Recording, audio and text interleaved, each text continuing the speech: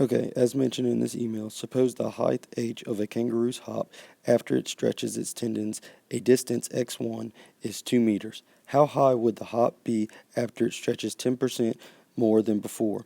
In this model, we assume that all energy for a kangaroo's hop comes from the elastic energy stored in the tendons, which behave as ideal springs, ignore air resistance, and other energy dissipations. So the first thing I did in starting this problem was I drew the two kangaroos, one right before it is jumping up and one at the top height of its jump. So, ignoring the dissipation, the mechanical energy does not change.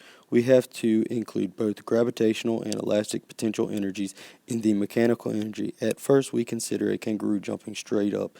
Then we try to generalize to a more typical hopping with forward motion as well as upward motion. So the solution we get for mechanical, and we know that mechanical energy does not change.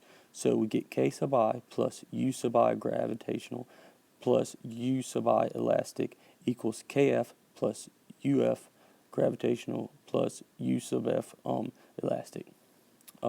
So then when the kangaroo is crouched just before the jump, it has zero kinetic energy. For convenience, we choose the gravitational potential energy to be zero, thinking of the elastic potential energy as being stored in a single ideal spring with a constant K. The initial mechanical energy equation it gives us is K sub I plus U sub I gravitational plus U sub I elastic equals 0 plus 1 half Kx I sub I squared. So, where x represents the initial stretch, the tendons, with the kangaroo at the high point of the jump, the kinetic energy is again 0. If it jumped straight up, the tendons are no longer stretched, so the elastic potential energy is 0, but now there's a gravitational potential energy at a height h above the initial point. The final mechanical energy is K sub F plus U sub F gravitational plus U sub F elastic equals 0 mg h plus h plus 0.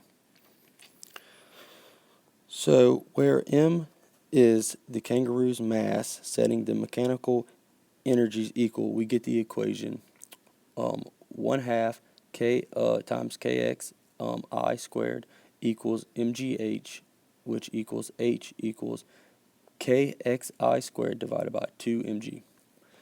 So we don't know all the constants, so we set up a ratio. We have h2 divided by h1, which equals kx2 squared divided by 2mg divided by kx1 squared divided by 2mg, which equals kx squared, k2 squared divided by k1 squared.